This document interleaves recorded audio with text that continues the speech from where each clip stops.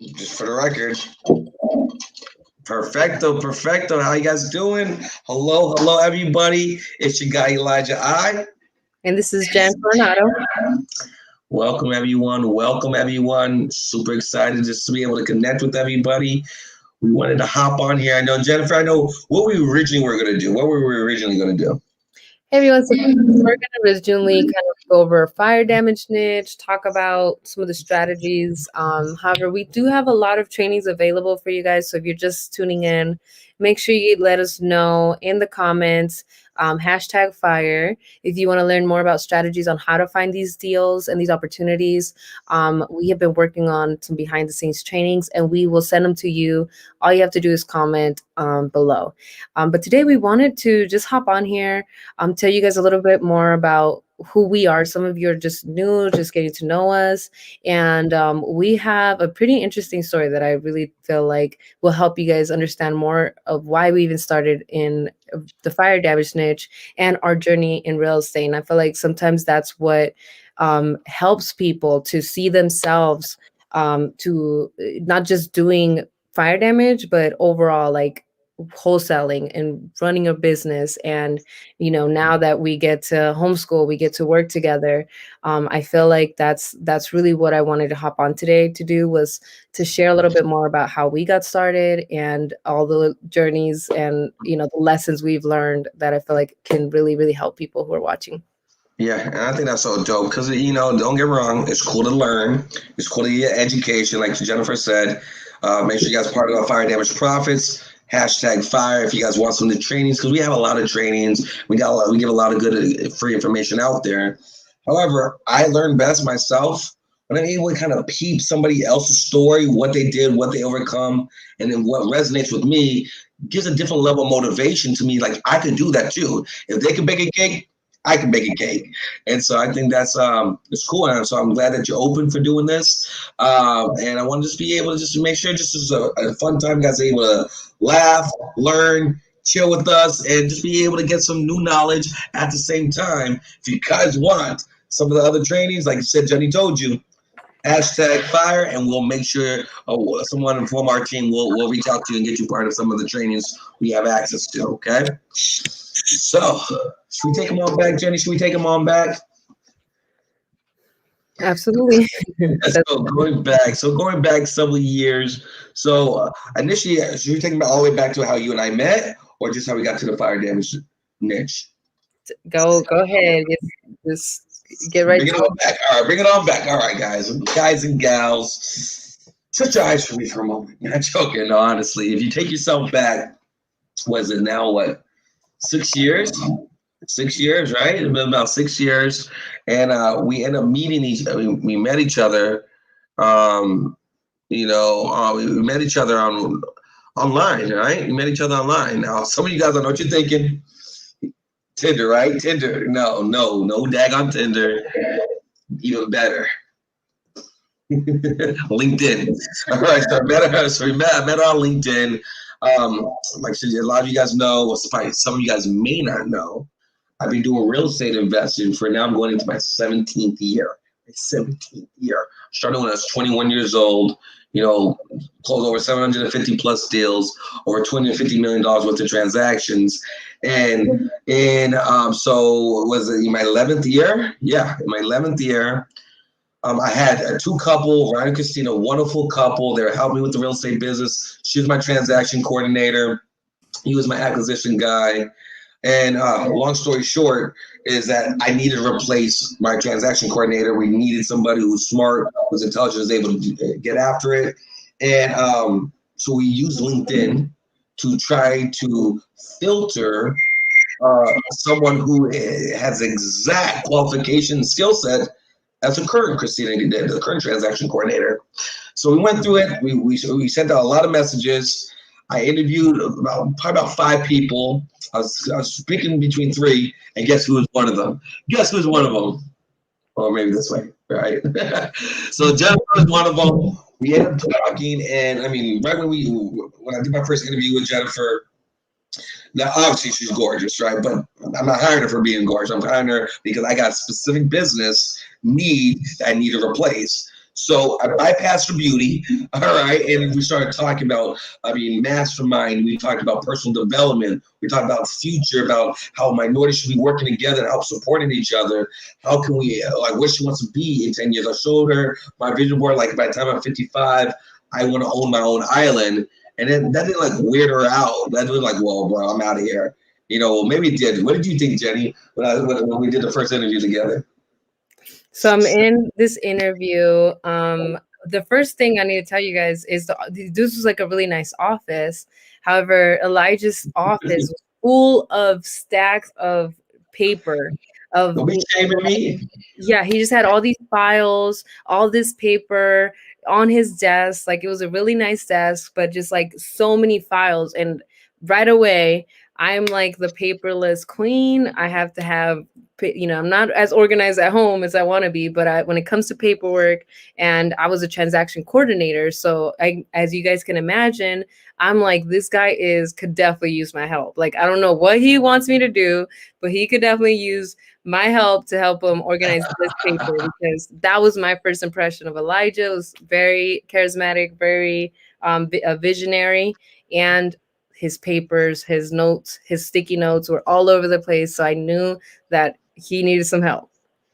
So, and she's not lying, guys. I'm literally, I'm like talking between stacks of paper files on my desk, like this side, like no joke, right? Because I was good with closing. I've always been a closer, and I'm still doing $200,000-300,000 a year with my disorganization.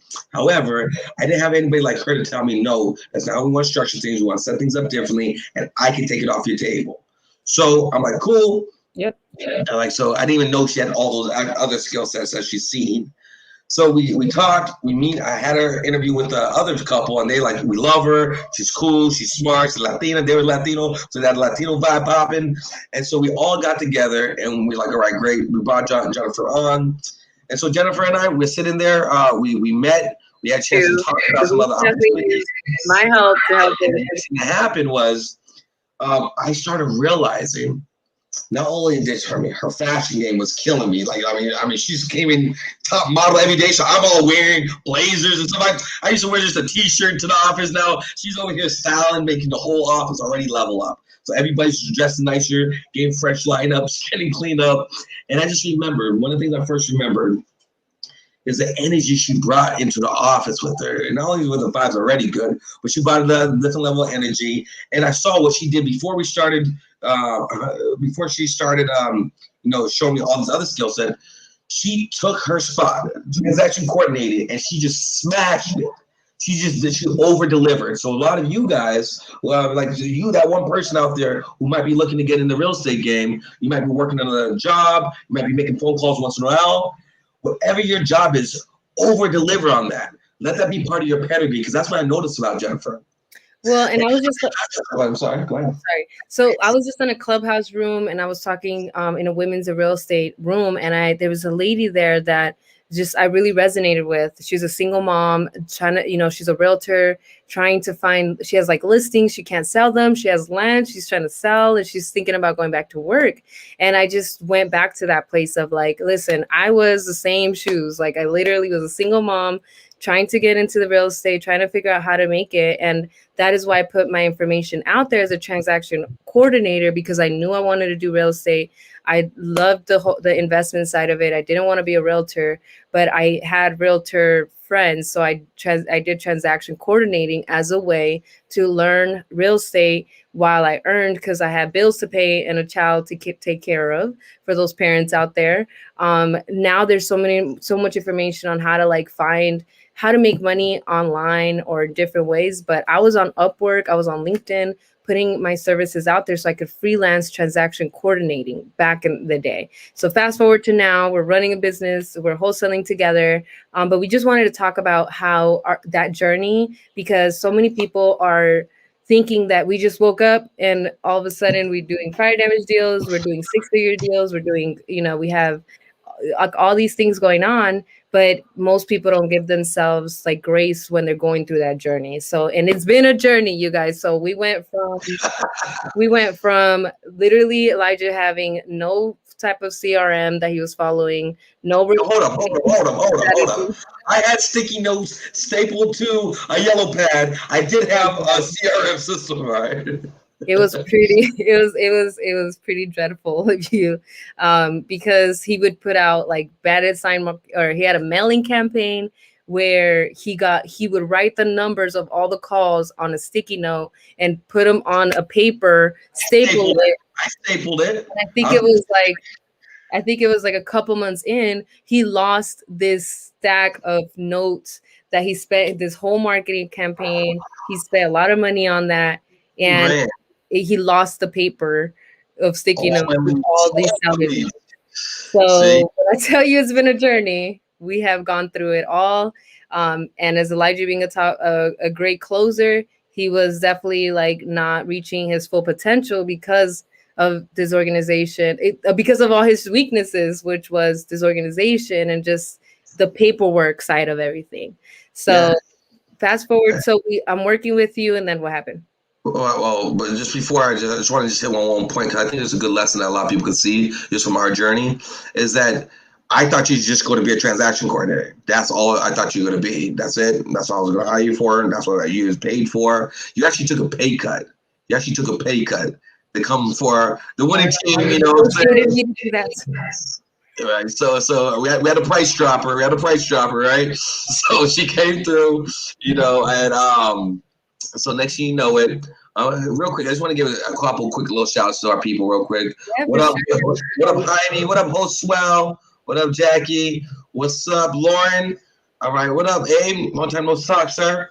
So, yep, Lauren, you know what's up. You've been there. I know Lauren's another queen who's getting into the business in a big way. We're doing Bill Scottsdale right now. We're working on together.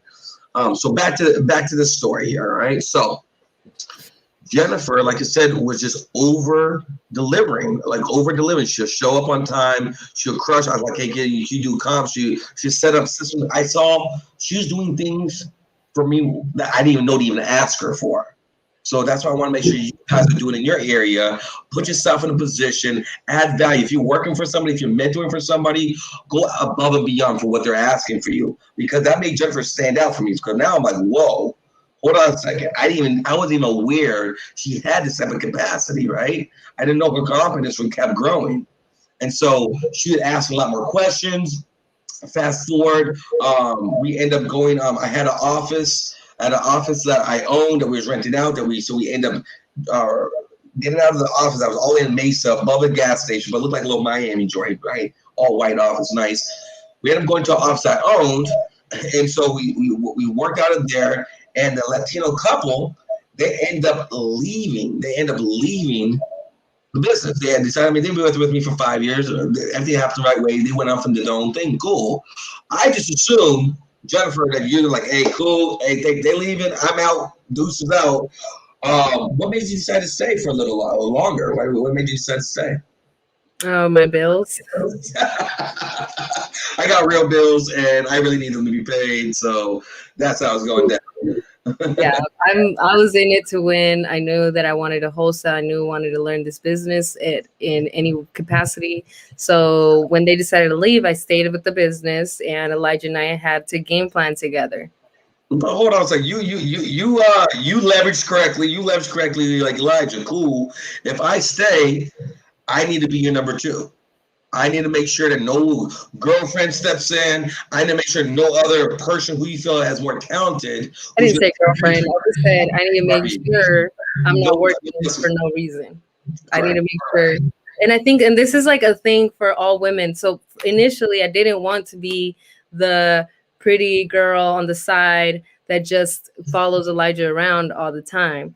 And I'm not that. So I wanted to make it very clear that if I'm helping to run stuff and I'm putting all this on my back as a single mom, I wanted to make sure that there was an end game. So we had a game plan. Yo, so she made sure not only she secures number two position with the company, she got a pay increase, and she said what weekend she's not going to be working. So, and she knew I couldn't let her go because she implemented so many new systems that I didn't even know I needed, and I saw how valuable it was. So I could, under no circumstances, that had room to negotiate.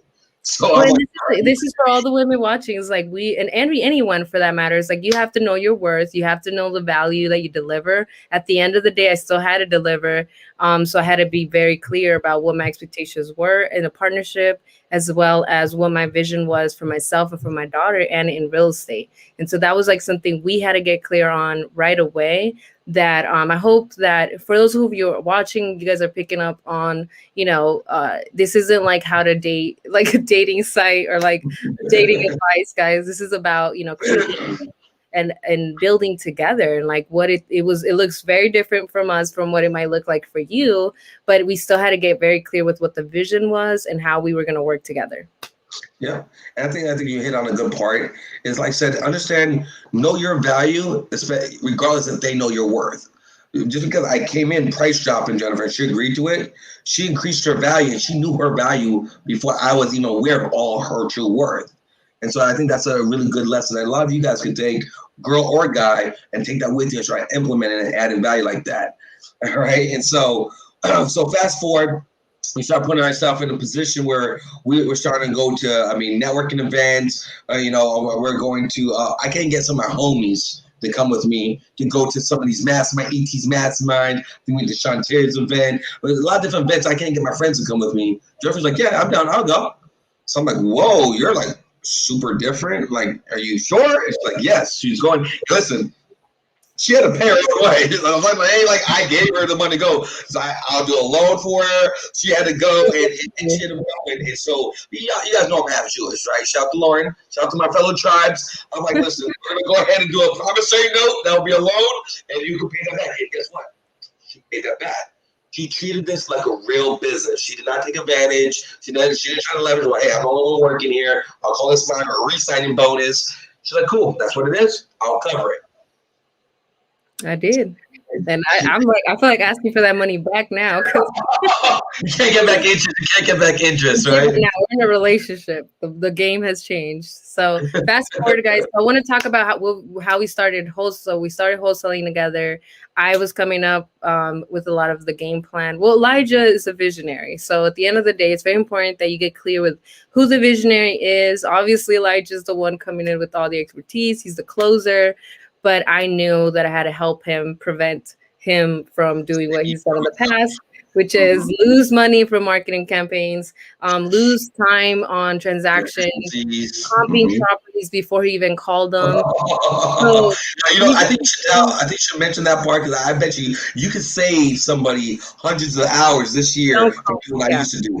You guys, if you're in wholesaling, do not comp properties before you call them. You call the property. You call the people, you figure out if they want to sell, and then you comp the property. So Elijah had me comping properties before he called them. I cut that real quick. Hold on. We were printing the paper. So we will print. I'm killing like half the Amazon force here. I'm printing crazy amount of comps just before I even make the phone call. Look at the numbers and I call them. I'm like, oh, crap. Just caught the property. I don't have a good number. Super inefficient, super wasting cash. Don't do that. Listen to what she said. So basically we don't want to create more work for us. And a lot of investors, when you get started, you just action takers, you like to do deals, you like to negotiate, and you're not really looking at all the mess you're creating around you. Like I think of it as like artists, right? You love to paint, you love to do everything, but then you don't realize that there's paint everywhere. There's all this stuff going on. And at the end of the day, when it comes, you're running a business, guys. So that was really where I stepped in. I started to, again, do the marketing campaigns. So the reason I'm sharing this is because for those of you who are just getting started, you think you should be great at all these things. And it's good for you to know that most of us, I wasn't a great at sales at first. Elijah had to really push me to get me on the phones. And by working within my strengths, I was still able to do that. But when it came to the system side, okay, this was not Elijah's forte. So me being able to step in helped us. And I think within, what would you say? Like, it was the first year? No. First year, no, it's the second year because that's the second year and I started working together without Randy and Christina. So second year, so 18 months in, I would say about 6 months of Elijah working together, just me and him, we hit our first 6-figure month. And Yo, but hold on, pause a second. Or pause a daggone second, all right? Let me give some love to my people. What's up, Shalika? What's up, Steven? What's up? What's up, cousin? What's up, Poland? Everybody Justin? as well. Okay, so I'm the visionary. Jennifer, for sure, is the integrator, but we didn't know this at first. But she was already stepping in doing integration work that we didn't even know. I didn't even know what an integrator was at the time. What up, Corey? Another boss killing the game. And so this is about 14 months, 13, 14 months into us working together. We do our first 6-figure month. All right. And so before then, it's probably been about 2-3 years since I did 6 figures on my own in a month. And so it's been a couple years now. And so now we're together, just me I and don't think her. you have anything. I don't think I want to check your books. Just kidding. Check the hunts. I got hunts, baby. Go and check them out there. Yes. I'm just kidding. So, but that's just me hustling, closing deals. With her being organized and structured, I was able to do, but we were able to do 6 figures together in 1 month. And so once we did that 6 figures in 1 month, I'm telling you, I was like, whoa, this is what I'm talking about. This is what I need. I want more of this. Because the first time it's super accidental. This time it felt more intentional, more organized, more structured, that it's possible to duplicate that process. Yeah, and I think that's once we did that first 6 figures together, I think it reinforced confidence in our skill set. I think we were implementing Lauren, some of the Yep. rocket fuel and some of the Rocket rocket fuel all the way. and so that's that's the second book of traction. And then I think at that time we started getting more trust in each other. We started understanding, hey, you're good at this, I'm good at that. I will just automatically take her advice because I know me making all the decisions was not something I wanted to do. I just had to do by default because I was the owner. I was the only one who had to make decisions. I had nobody else to delegate to. Now I had an A-level player that I could delegate tasks and get her feedback on and follow her lead on certain things.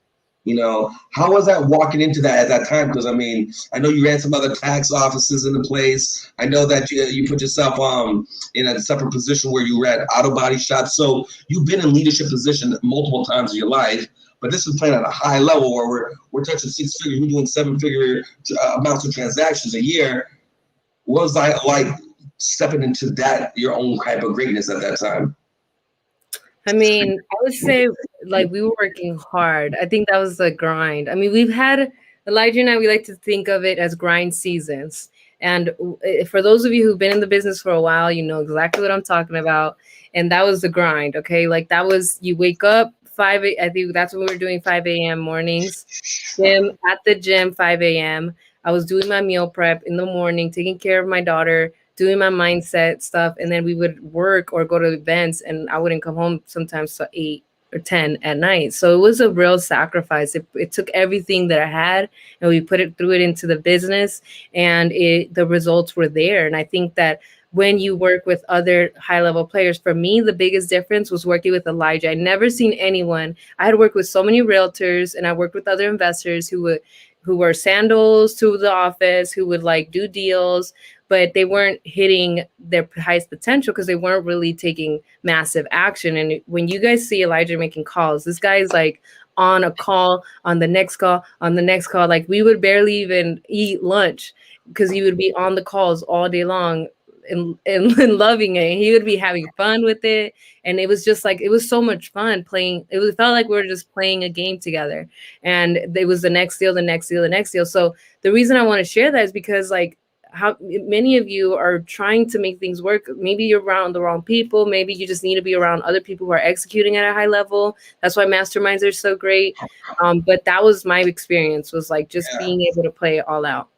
Yeah, I think you hit on another good point, especially right now, as a lot of you guys are seeing, it's getting hard to get deals, right? It's getting oversaturated. There's more wholesalers now than there are rappers, so it's getting hard out here. It's getting hard. And so one thing that's always been true, even back in 04 when it started, to now, to this very day, your work pedigree. Your pedigree to make phone call after phone call, transfer from one possible getting berated on the call, getting stomped out by a seller, being verbally abused, be able to go from call to call with the same enthusiasm, not let it knock your identity and not taking off the chest and letting it slide off you. Yeah. being able to go through those calls, being able to deal with temporary setback and be able to move forward. Because I see a lot of people right now, and I might be talking to one of you guys out there who are just super discouraged. You're making phone call after phone call. It's been several months since you closed a deal. You just know that if you trust the process of you make your 250, 500 calls a day after day, and you make your calls are going to lead to more offers are going to lead to contracts lead to more pipeline and lead to some more cash on the table. So I think if you just, like I said, what Jennifer's saying, level up your circles. So if you're not around other high achievers, start changing your circles, or start following people who execute at a high level. I saw other people in my life who would just take no after no, and I saw that. I'm like, you know what? I'm going to emulate that. I'm going to have a work ethic that I'll take multiple no's and go super hard because I know the average person kind of lazy as hell. And they'll take only 2, 3 no's, and I gotta go and smoke a cigarette, 2, 3 no's. I gotta go reorganize my yearbook. But your ability to overcome those no's and save forward, I think that's something that I developed that really helped my career. I think that's something Jennifer saw, like she mentioned, and it kind of not impressed her, but it gave me her. She had a different set of reverence for my skill set because I was able to do things that she didn't see that it happened before. And then when we did the 6 figures, she's like, this is an element to the skill set. This is an element to get those numbers. Now, if she can step in and help me get more organized, get more structured, then we have the systems. And so you're going to need cells, you're going to need systems, and then you're going to need niches. All right, and that's what's going to be a key part that we structure. But before we get to the niches, let's keep taking along the journey a little bit more. And I think this is what, and really at the end of the day, it's the mindset, and being around the right people helps. Obviously, doing the work helps. Getting the evidence that these deals are out there that you could close them. I remember doing when I first negotiated my first deal. It was a Spanish land deal. It was 3 lots right next to each other. Was it 4? We sold 3 of them. You sold 3 of them. You're right. So it was 3 lots, and I'm talking to a Spanish buyer, and Elijah's in my ear, and I'm trying to get them to buy 3, but this guy was ready to buy one lot, and Elijah's telling me in English from what to say in Spanish. And I remember telling him, like, just don't say anything, and I had to take over. And that was like when it was like training wheels are off. I couldn't hear him. I had to close this deal. And I just remember like kind of hearing all of Elijah's calls, how he goes around the conversation. If you guys are watching this and you haven't heard Elijah's calls, check him out on Closer Olympics. Hold on, I gotta do it. Hold on. Yep. I have the thing, so I want to share. But you guys watch Elijah in Closer Olympics because you get to see what his body of work. Silver winner. Let me get an A. All right. Anyways, I remember hearing Elijah's calls, and I'm on the phone. I'm having to do this. And at the end of it, I got him to agree to buy 3 of the lots so he could set the comps. He's going to build it on one lot. And I told him, if you get all 3 of them, you're going to set the comps, which, by the way, he built it. He did set the comps. So it ended up working out. It was a Spanish deal, and it was my biggest check. I got paid. I remember paying off a bunch of debt I had, and it was the most like confidence I had developed and built for myself, not just getting paid working with Elijah, but actually doing the deal myself. And so that is like what I really wanted to talk about today, because it's like those are the moments, like that moment like meant more than like the other 6-figure months that we had. Like after a while, you just get used to deals happening. I don't think you ever get used to having 6 or 7-figure months, all right? But not 6-figure months. I'm just saying you get used to deals because bills are getting paid. You hire people, you have overhead, you have operational costs. So you better be closing some deals. It just becomes part of the business. Yeah, and I think what's really cool, what happened was that you initially were going to just sell him 1 lot, and he's going to use all his down payment money for 1 lot. But after you kind of explained to me what we did in Spanish, I walked you through of, hey, Trevor, no, sell him 3 lots. And we can leverage private money for him, and now he can use that down payment to buy 1. Now he's buying 3, and now once he builds 1, he set the comps for the other 2. And the fact that you were a little nervous, you're like, I don't know how to say this. I don't know how to explain this. How does that work? You were able to not only get the confidence to do it, but you did it. You got outside your comfort zone, and and you guys will learn from this. Because you're willing to step out of your side of your comfort zone, you walked into your wealth zone and made one of the biggest checks you ever made in a month for some 3 properties, and we got paid on those deals. And so I want, and now, anytime she ever has to get on the phone, anytime she has to go and close another seller or a possible buyer, now she can do what we call a confidence transfer. And so, so some of you guys who have a little tough time, and if you're out there, you have that call reluctance, it's hard to get on the calls, you got beat down. This is something that I do. This is something Jennifer does. This is something we train a lot of our students to do, and it absolutely works. All right, it absolutely works. Do a confidence transfer, meaning you're going to take yourself back to that time you crushed your deal. You made one of your biggest checks, that you smashed on the game. You're just tremendously proud of the results you got when you might have doubted yourself, when other people might have doubted you, and you just demolished the game. You just excelled at a high level. By you tapping into those thoughts, by you remembering the feelings, the emotions of that time, you're going back to the past, pulling that energy into the present. And so before you get on that call, you're going to tap into that energy. Remind yourself, nobody's built like you. You designed yourself. Shout to Hove. But that's what I really think. That's what I mean. And a lot of your success is going to be, Saban, your mindset. All right. And I think that's what you was able to do. And you use that several times, haven't you, Jenny? Yeah, no, 100%. After that, anytime I get on a call, I just remember how nervous I felt when I first, was pushing this guy to buy the 3 lot. It was a good investment. But it was more about me stepping into that and doing and getting the job done. And since then, obviously, my confidence now comes from developing the marketing strategies that we have, right? Building out our cold calling team, looking at the data, training by some of the best in the game, and being able to not just train, but like do it, right? And I think like so many people, you're going out, you're learning about everything on YouTube, you're going to the events, you're doing all this, but if you're not doing, it's almost better if you don't go to the events, if you don't learn, because that, if anything, creates more information, it creates more evidence that you won't do it. So for me, like creating evidence that of what I can do and create is the most important thing, which is why I feel like I'm an integrator versus just, not just a visionary. They're both, I feel like integrators are visionaries. We're just more like, we envision it getting done. We envision introverted visionaries. Yep, we envision the results. I envision the money going in the account, and that's all I care about. And if you guys know Elijah, he's a huge visionary. He loves to talk to people. He loves to be, on calls and doing sales. So finding your sweet spot where you can excel and how you can add value.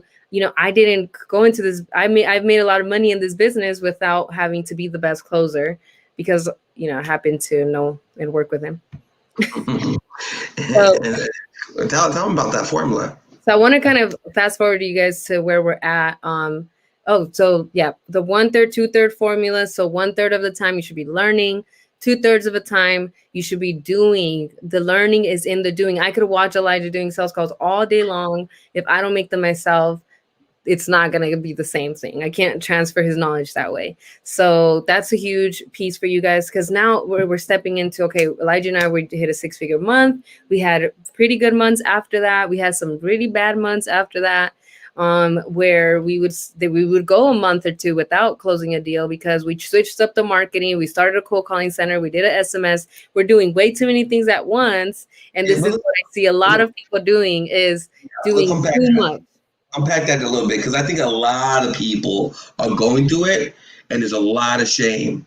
A lot of people don't want to show it. This ain't the Instagram world where you want to show all your wins. What about some of those losses? Let's talk a little bit about that. Let's get a little vulnerable so people can see that, hey, it's okay to share your losses. It's okay to lose, because taking losses is part of your success. So why don't you walk them through a couple of those? So I would say it started getting really hard once we started really taking the scaling up approach to things.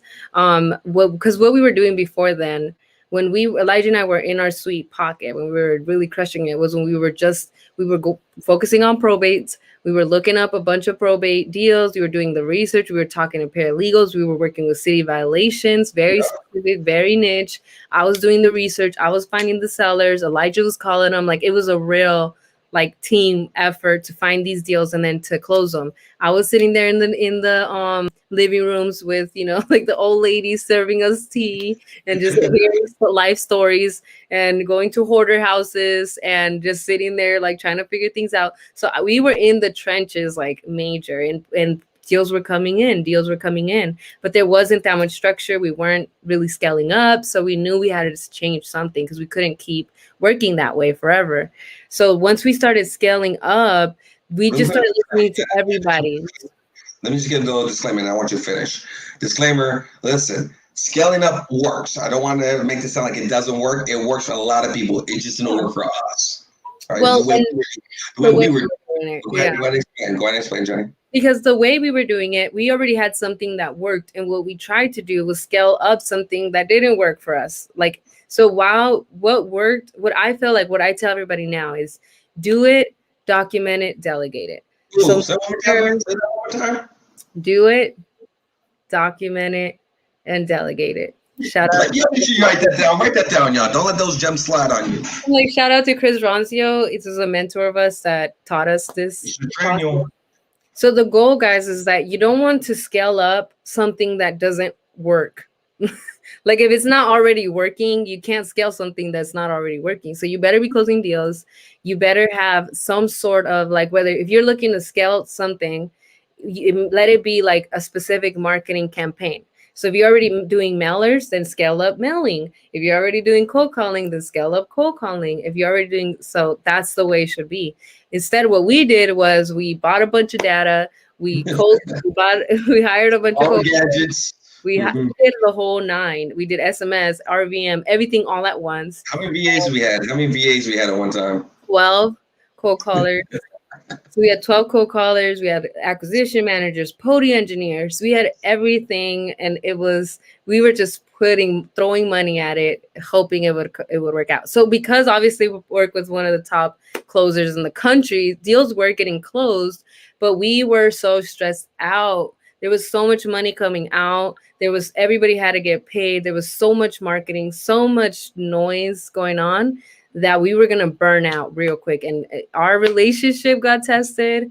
Our business, our confidence went to the floor because we're seeing everyone around us crushing it. It feels like everyone's winning. Meanwhile, yes, we're closing deals, but we're not happy and we're not really feeling very confident about this at this point.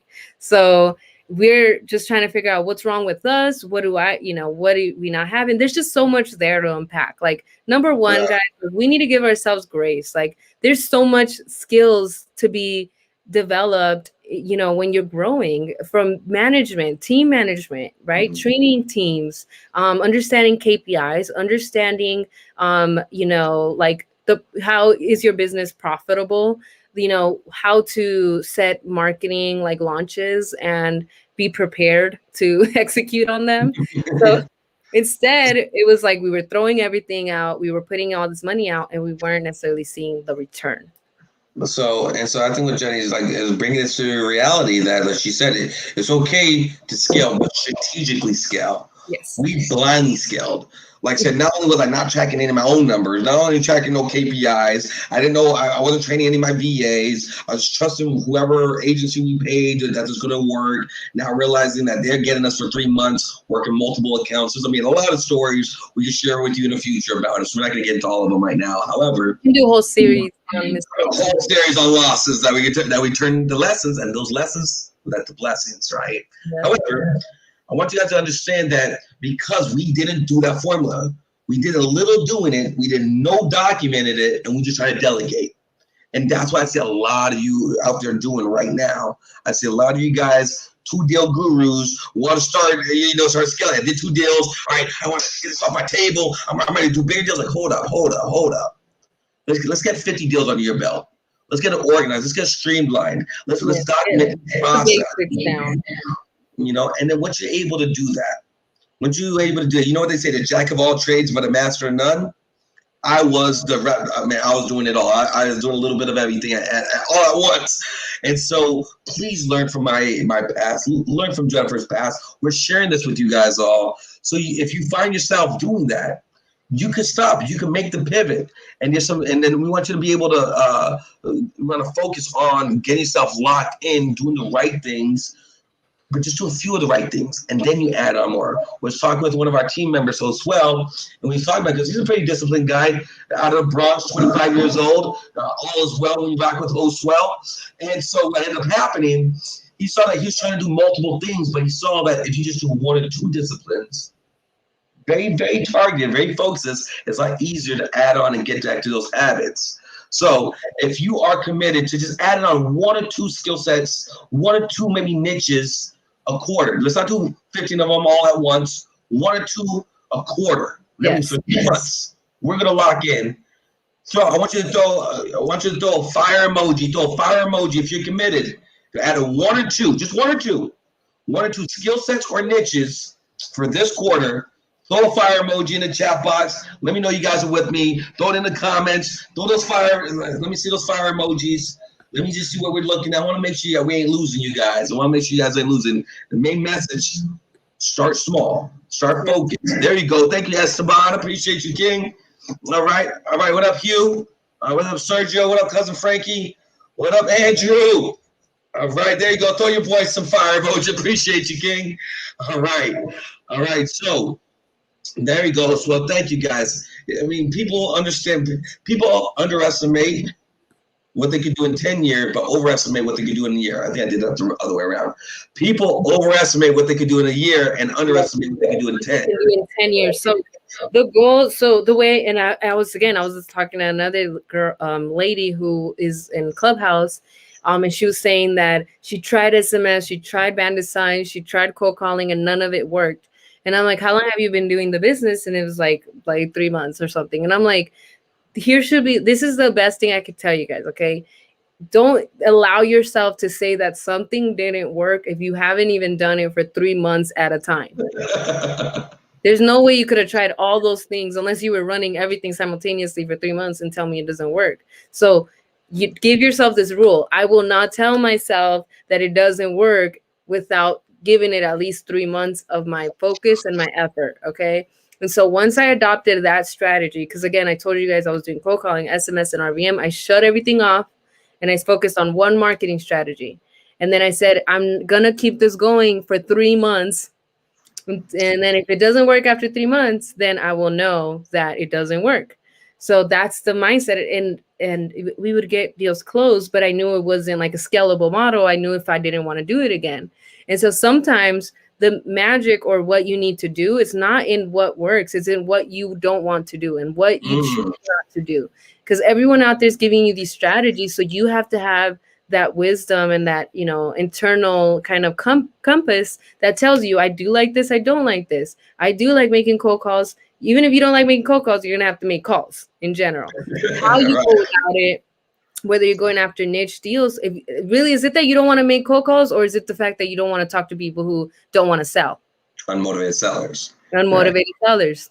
So really, it's not that you don't want to cold call. If you were to cold call and you were going to get someone on the other side who was happy to talk to you and wants to sell their house, you would love to cold call. But the problem is that you're either not staying in the game long enough, you're not getting your strategies right, you're not working on those long enough, and you're not getting in front of the right people. So that is the mindset. We know that there's deals out there. We know that we can do this. Elijah and I are living proof that we've been running a business together all this time. We've done a lot of different things, and now we get to focus on this niche. We get to continue to close deals in a very lean way, where we're literally like one of the most lean and profitable companies, at least that I know of. And like at the end of the day, it doesn't matter what you spend. Doesn't matter what you spend. It doesn't matter what you make. All matters how much you keep. So we were looking at our numbers, like I said, $5-8 million years of gross revenue. Well, how much did I keep of it? And how many hours I bust my back there just to get a little check? I mean, 1 year, me and Jenny were looking at numbers. Like, we made as much as a VA. We were the VAs, all right? We were making like $4 an hour. You bust down 90-hour work weeks. We were killing ourselves, trying to compete with everybody else, fishing in the same pond with everybody else, using the same tired scripts, using the same tired niches, going to have absentee or to high equity. It's cool. When I first started, But as I was graduating, I still felt I was still being on the same level. And because I was trying to do everything at once, I did not see the value of just having laser focus. Let me hustle on my spot, work with what I got, start small, and then add on incrementally. Yep. So that's what we want to make sure. Yeah, so once we started scaling, like I said, once we started scaling up, we learned a lot about systems. We learned a lot about just leadership and management for, training and delegating. And we were able to streamline most of our processes. So acquisition pretty streamlined, disposition, transaction management, all that stuff. Now I don't even have to worry about it because it's all documented. I don't even touch it.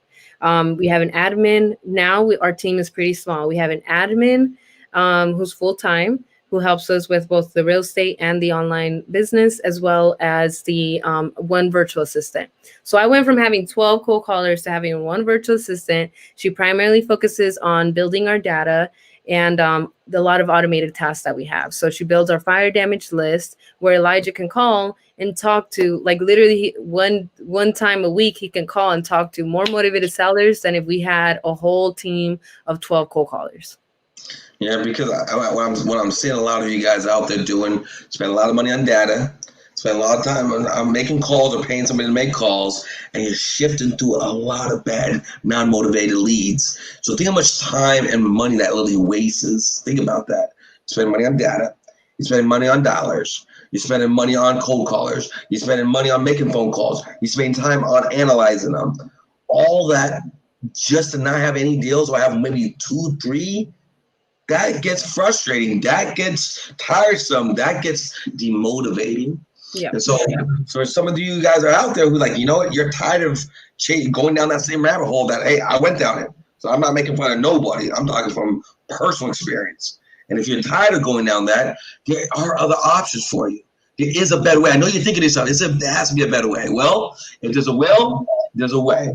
All right. And so for those of you guys who are looking to get into another niche, who's tired of just only fishing in the same pond as everybody else, we have another alternative for you. Make sure you guys are part of the Fire Damage Profits Facebook group. We show you guys a lot of our journey. We're taking time walking you really through a lot of the pain of the journey. For those of you guys who think that, hey, this might be good for you, we can always hop on a call. Let's hop on a call to talk.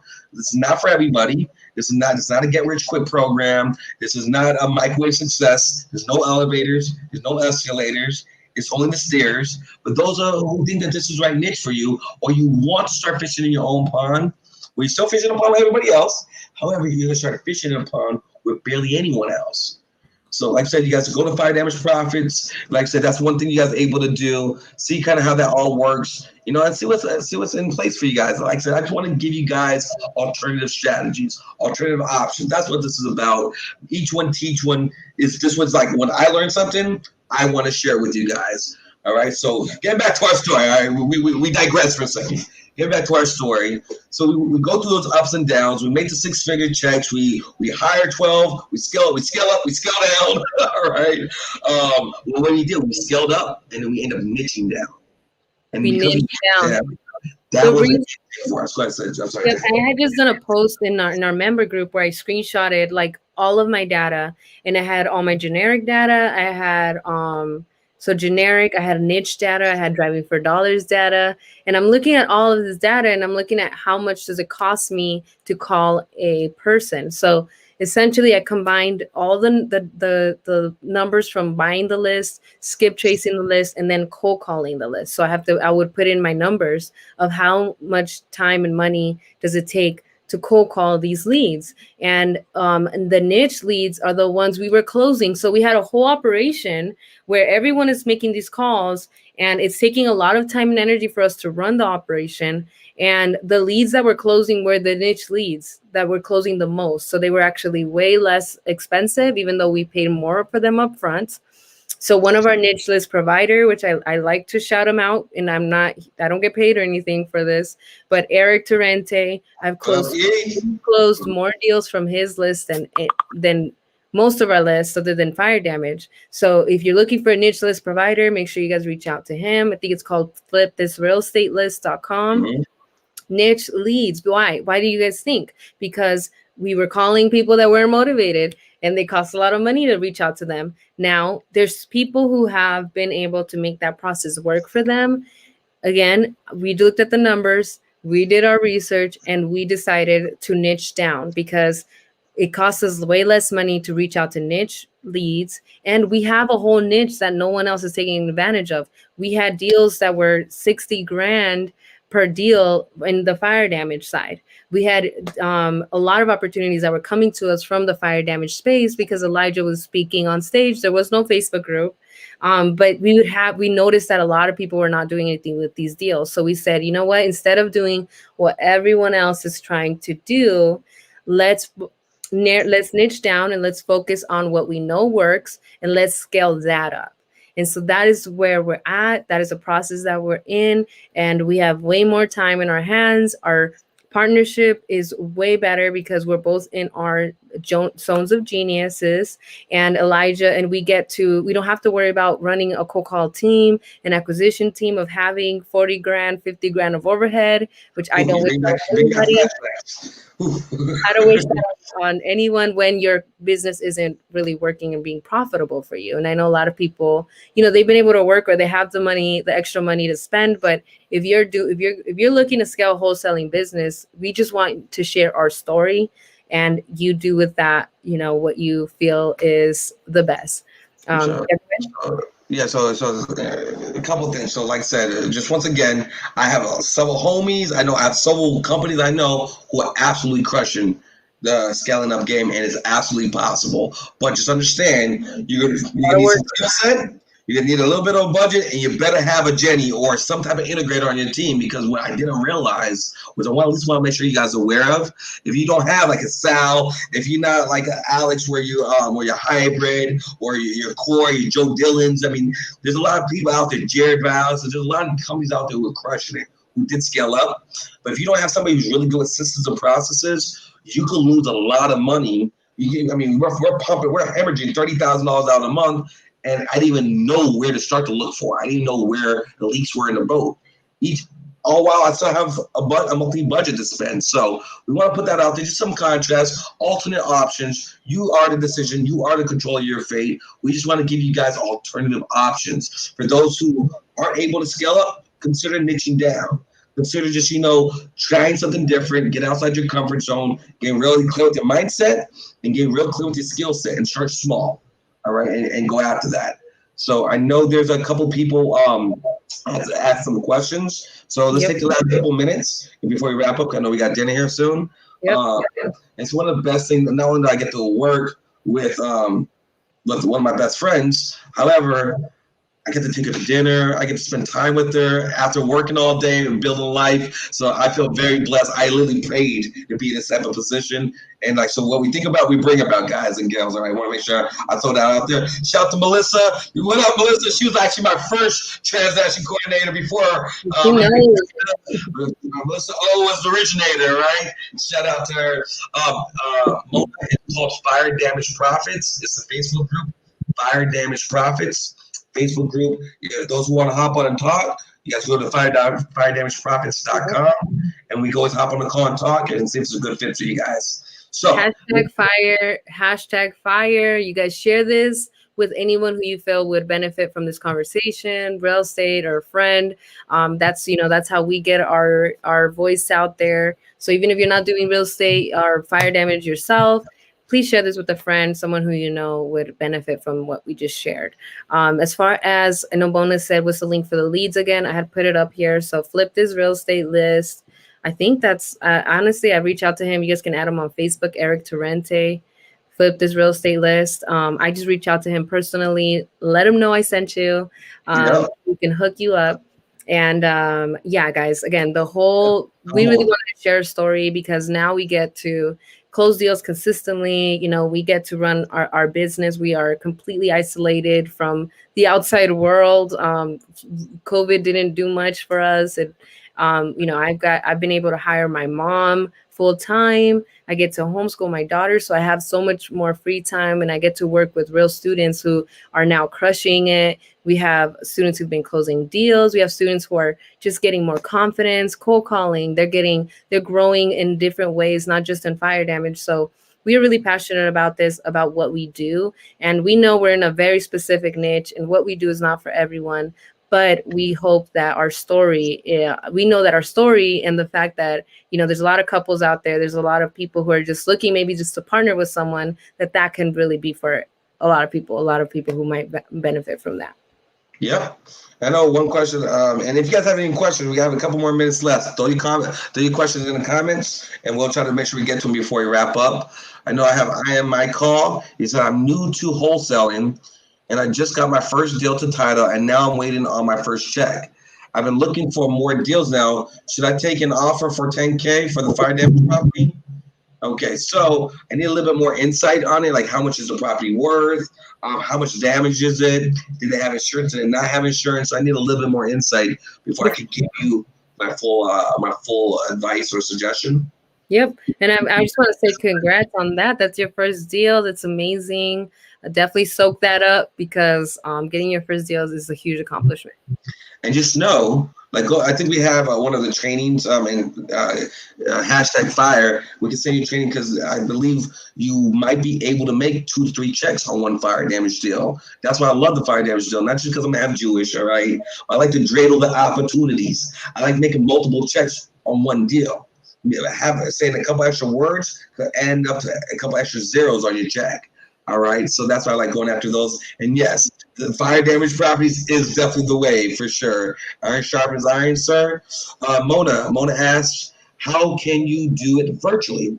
So this niche works in any market, in all 50 states. Now the difference is, if you want to go after some of the insurance money, there is a 2-year statute of limitations on most insurance policy in most states. There's a couple of them are different. Florida, Texas, there's a 3-year statute of limitation. However, just go work from the rule of thumb, 2-year statute of limitations, and that allows you to so that allows you to go after deals that most people may pass on. Even if the homeowner received their insurance money and they already rebuilt the property, you can still go back to that claim and reopen that claim and still help the homeowner get the rest of the insurance money that's owed to them. Because 80% of the time, the homeowner is only getting 80% of the money and they don't know it. And so that's why you want to help educate them and make them aware of it, okay? And so, yes, you can do this virtually in multiple states. Like I said, obviously, certain states are attorney states. Other states are escrow states. But like the same dynamics exist. The insurance company is going to underpay them, and the homeowners are not going to know what to do because nobody else does this. Jennifer and I are literally one of the leading fire damage experts in the country because 97% of investors, they don't go after these. So the homeowner has literally nobody but the insurance company, people to talk to. All right. So just be those people advocate, be the citizens advocate, be the David versus Goliath and help these people. That's going to be good. I think Justin had a question here. You still have the other Facebook group. I do still have consistent closing for those of you guys who like, where's Elijah been? All right, Jennifer let me stay in the lab. She won't let me out. All right. No, honestly, I did 100 Facebook live calls. If you go to Elijah I. Rubin public page, there's over 100 plus live calls I did almost 3 years ago now. There are over 100 calls live, so you guys can see what it's like to get smashed, get verbally abused, and still take the call, have the hip hop instrumentals, did my pre-call affirmations, and execute it at a high level. Okay, and then so go to Fire Damage Profits if that's where I put all my new content at. I don't really use consistent closing that much, but that's somewhere you can get access to that. Okay, let's see. Oh, so Marcus said, Elijah, I came to check you out at ET in AZ a couple years ago. Glad to see you. Oh my God, I appreciate that. Yeah, that's one of the bucket lists. ET, the hip hop preacher. This is actually part of the clothing line. I'm going 120.